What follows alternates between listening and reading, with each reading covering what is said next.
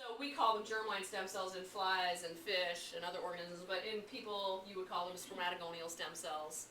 And in the mammalian testis that I just showed you, the analog of these somatic stem cells are thought to be Sertoli cells, which nourish differentiating germ cells in mammalian testes. And the big question in any tissue is, what are the cells that are functionally analogous to this hub cell cluster that we've identified? Because knowing about that has been very informative. So, to summarize what I've been saying in another way, we have these niche cells, the hub, that don't divide, but they send out signals. They actually send out a lot of different signals. Local signaling maintains these stem cells, so the cells that are close to the source of signal are prevented from differentiating. If we genetically turn these signals off, the stem cells leave. They just unhook and turn into sperm. If we manipulate the signals and make a ton of them, we get tons of stem cells. It's very powerful. And the cells that are further away from this source of signaling are released from these signals and start to differentiate. And so that's basically how a niche works. And doing things with fruit flies has actually led us to understand this, but this turns out to be a hallmark of many niches, whether you're talking about the bone marrow or the hair follicle, you name it. Okay. However, in most cases, the details are not as well understood. Okay, and after the stem cells divide to make these daughters that are going to differentiate, they undergo transit amplifying division. So this is the daughter that's still attached to the stem cell. After it breaks off from the stem cell, it gets an envelope of somatic cells, and it'll divide. This germ cell will make 2, then 4, then 8, and then 16 cells. The same thing happens if you were standing in the niche in the skin. You would see this very same thing happening where the stem cell's daughter doesn't usually differentiate immediately. It usually amplifies. It makes a little clone of cells. And then those will go on to differentiate. So that's a conserved stem cell behavior. And normally, when cells are in a niche and they leave, they go on to a one-way street into differentiation. And it was not thought that this could be reversed. However, by just doing some straightforward manipulations of cells, several years ago, we did an experiment that we thought was really rather simple, but it turned out to be very informative, where we killed the germline stem cells genetically. We can do that by expressing genes that will kill cells. And when we did that, we discovered that if we eliminated all of these pink cells, the germline stem cells, but we still had some of their daughters in the tissue, those daughters would actually reverse back into stem cells and replenish the niche and fill it up, and the testis would recover.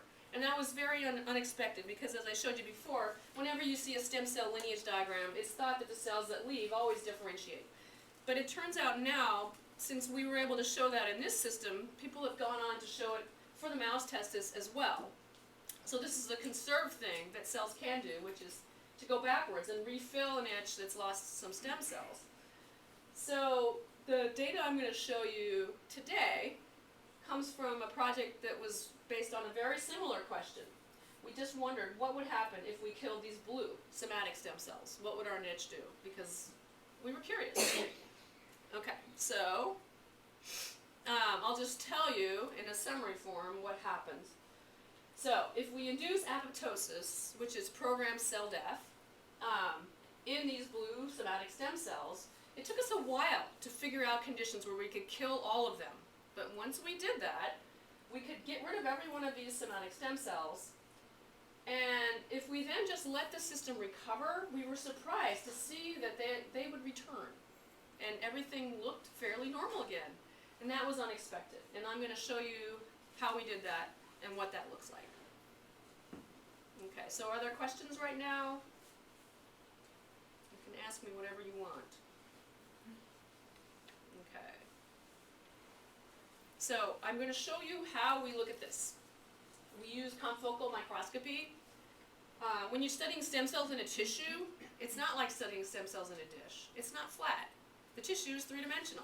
Everything we do is serially reconstructed from stacks and stacks of images.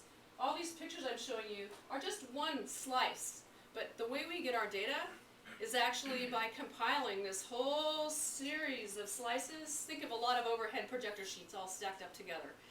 So this is how we look at them over and over again in my lab daily. So, we stain them with different dyes so that we can see them under this fluorescent microscope. We use a DNA dye called DAPI, and that lights up all the nuclei in blue. So this little cluster of cells here, this is a slice that's captured the middle of the hub, all right? And then these cells here, they have blue nuclei, but they have a red marker in their cytoplasm. That's a germ cell marker called VASA. So these are the germline stem cells right here. You can see 3 of them in this slice, but this testis probably has about 10 of them. We have to go up and down to see the rest. Now, nestled between these germline stem cells are these nuclei here. These are the somatic stem cell nuclei, okay? And then when you look a little further away, these are all differentiating cells. They're either somatic cells that are wrapping around the germ cells to help them differentiate, or they're the differentiating spermatogonia.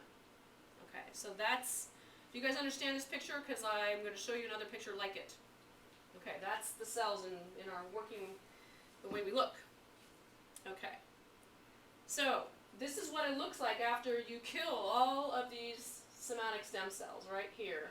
And when you kill them, you lose all the daughters too. They all leave. Actually, we think they get cleaned up by blood cells, but we haven't figured that out yet.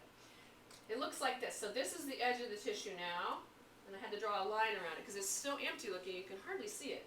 But the hub is still there, and then this is just a few germ cells that are left, and every testis looks about like this, with the hub remaining and a little pool of germ cells left. But importantly, all of these turquoise-looking nuclei that were here are gone, and the only somatic cells that are left there are these hub cells. Okay, so when we put these flies back into the permissive conditions that allow them to recover, we stop the cell death. We can do that just by changing temperatures. And we expected not much to happen because there's not much left here. Okay, but it was very surprising then to see what we went. From this kind of almost empty testis, a quarter of them turned out to empty out and leave the hub sitting there by itself. And that was kind of what we expected. Unexpectedly, the majority of them actually regained an appearance that was strikingly similar to the original. And we were very curious to know where all of this material was coming from.